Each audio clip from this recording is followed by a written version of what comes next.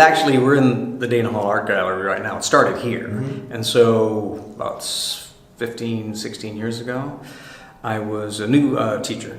And they give a one-person show to teachers every few years. And so I was tasked in getting a new show. And so I'd just taken apart an old piano and made a sculpture out of it.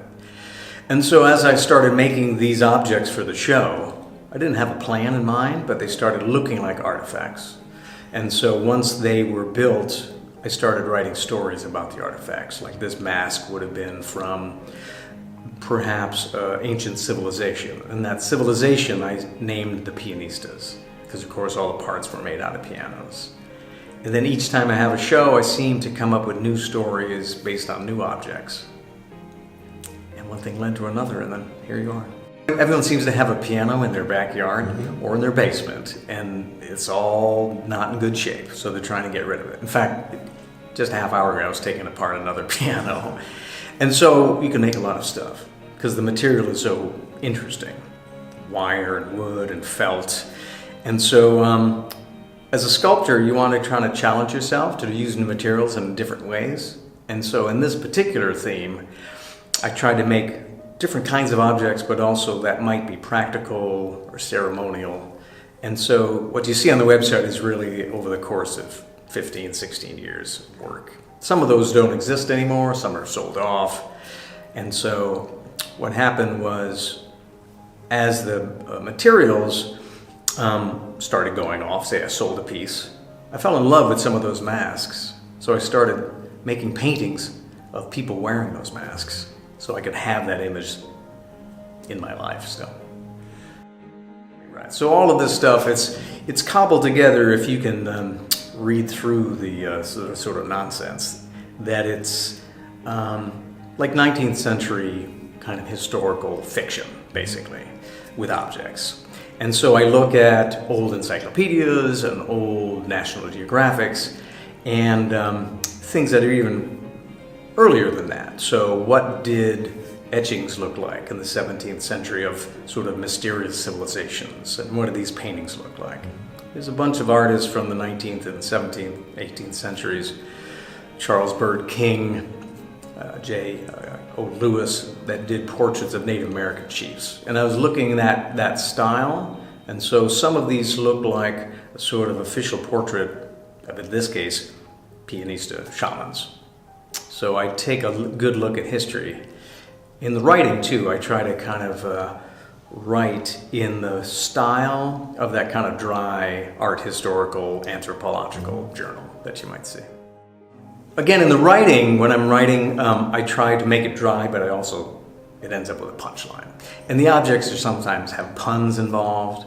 But the cubism and actually surrealism, I feel like I'm a surrealist, so putting things together in the form of something else sometimes is my default. And things are kind of funny. And the thing is about when they say truth is stranger than fiction, in this case I guess fiction is stranger than truth, but it is made to look as if it could be serious. But if you look more closely, it's ridiculous. And that's what reality kind of is as well. I had a show at the Art Space in Maynard, 2012, and it was called The Last of the Pianistas. And I said, okay, that's it. Well, it's taken me this many years to, first of all, go through all of the piano parts, and that was my task, just go through all that stuff. But I keep having ideas about imagery and storylines, and so this recent show is my attempt to get out of the business of making things out of pianos, because I'm making paintings of things made out of pianos, and then prints of the paintings of the things made out of pianos. So the long answer is no. It seems like it's going to take a while to get out of it. Sure. And again, I'm working on a documentary film to hopefully tie all this stuff together, Cool. which should take the rest of my life probably. But I'm lucky enough to be a teacher, right? So I get the summers off and holidays. And I was just telling my students my painting time is really like 4:30 a.m. So before I come to school, I'll put in a half hour, an hour of painting. I did that this morning. And you could be pretty productive. So you have to make use of the little time that you have. I had a friend who said, if you have 5 minutes, you use 5 minutes. I try to make that reality. I use this series, The Pianistas, as an example of how work can develop without an end plan. Because I started this series is putting together pieces of piano parts. And then objects emerged. Years later, paintings emerged, prints emerged. And so the students, sometimes they think artists is kind of a magical thing. You just should know exactly what you're going to do ahead of time. But it's good for them to see how things develop. You get inspiration, and then you come up with some ideas. Some work, some don't. And then you develop those ideas, and the good ones rise to the top. And you get better at it over time, and then it might turn into something else.